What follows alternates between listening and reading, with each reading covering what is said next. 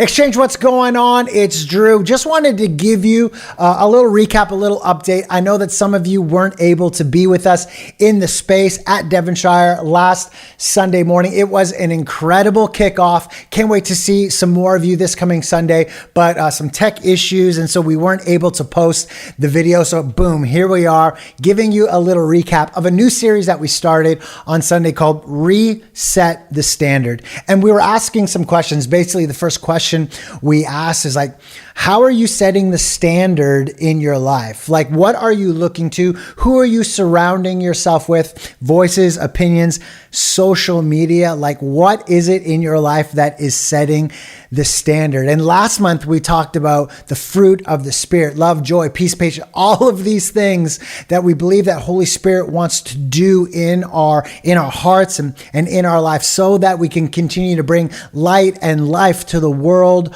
around us. And so if He's wanting to do that in our lives, then I really believe that there's a standard that we have to live to. I know this, me, myself, in my own craziness, my own thoughts and opinions and the way I do things, man, I need to rest on someone that is way greater than me. Because every time I try to do things in my own strength and try to do things in my own will, they usually end up falling short. They usually end up failing. And so we need a firm foundation in our life. And so we basically said that Jesus Christ is our standard. Jesus Christ is the one that we are looking to in our lives, in terms of like, man, what was Jesus up to? How did Jesus live his life? How did Jesus respond to the haters? How did Jesus respond to temptation? Jesus Christ is our standard. And so the actions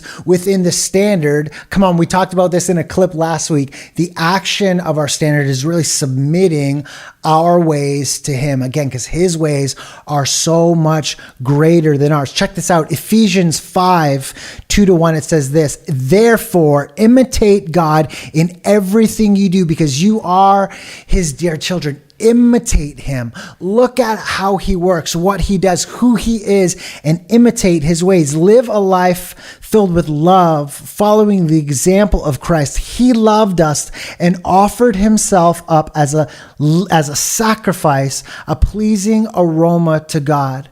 And so if Christ is my standard, again, the actions that I have to live out are submitting my life to the foot of the cross and imitating His goodness. And I don't want it to be some sort of like imitation, something false, something not real, but again, getting so close to His heart that His ways actually become my ways, and my ways are actually so tied to Him that it's just this beautiful dance that we find ourselves in. Sometimes I think one of the things that impede the process is that we want His strength in our life. When things are hard, when things are difficult, when we find ourselves in weird situations, we want His strength. Again, fruit of the Spirit, joy. The joy of the Lord is our strength, but we don't necessarily want His standards.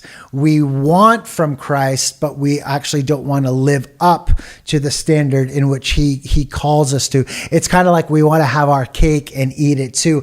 And my prayer and my hope in these days for Exchange people, for the church in general, is that we wouldn't be people who cry out on a Sunday for revival and miracles and all of these things, and yet leave a house of worship and then live completely different lives. We need to reset the standard and say, this is how I'm going to live. I am focused on Christ. He is my firm foundation, and I am imitating Him in everything that I do. If we continue only to invite Jesus to the table when things are hard, when things are difficult, just from occasion to occasion, I'm sorry, but we're leaving a seat for compromise. We're leaving just open seats at the table that, again, the enemy would want to come in and do what he does and mess things up and wreck us. I actually had this I had this word picture, this thought, big Batman guy over here, big Batman fan, and I love Christopher Nolan just in general as a director and producer and all that stuff. He's amazing.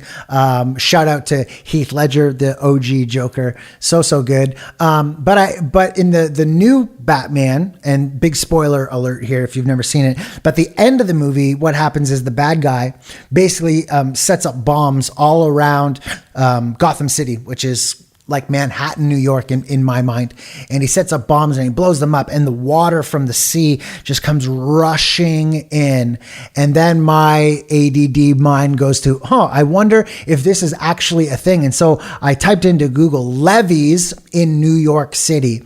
And actually about a year ago, there was this article that said New York was proposing to spend $119 billion on new levees to raise the level in which the city could be protected from the wind and the waves. And if a crazy storm would pick up or a hurricane would come through, that there would be no issue whatsoever and the city would be protected. And then I was like, come on, New York City is preaching right now. We need to be the type of people that, again, rest on the standard that is Jesus, because his ways are so much higher than ours. And we know that the wind and the waves are going to pick up in life. We know that trouble is coming. We know that life is not always going to be perfect, that the storms are going to come. But again, where is your foundation? Where does your help come from? My help comes from the Lord. And so the level to which he protects us and loves us and cares for us, it's so much greater than anything else we could put our faith in. So come on, raise the standard in your life. Go after God. And I love this. I want to finish with Matthew 7:24-27. It says, anyone listening to my teaching and follows it is wise, is like a person who builds his house on solid rock. Though the rain comes and the torrents and the floodwaters rise, when the winds beat against the house, it won't collapse because it's built on bedrock. But anyone who hears my teaching and doesn't obey it, it's foolish.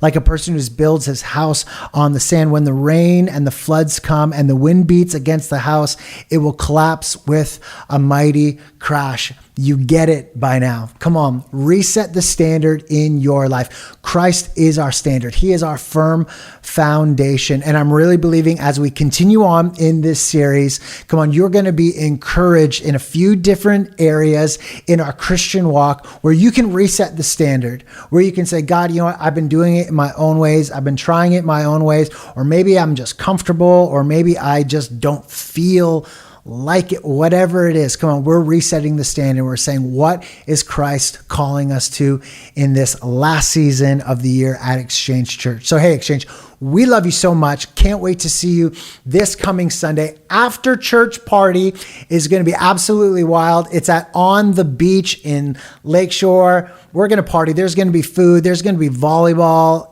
Good hangs. Come on, we want to see you there. Invite some people out. But again, this Sunday, 10 a.m., Devonshire Cineplex, part 2 of Reset the Standard. We love you guys.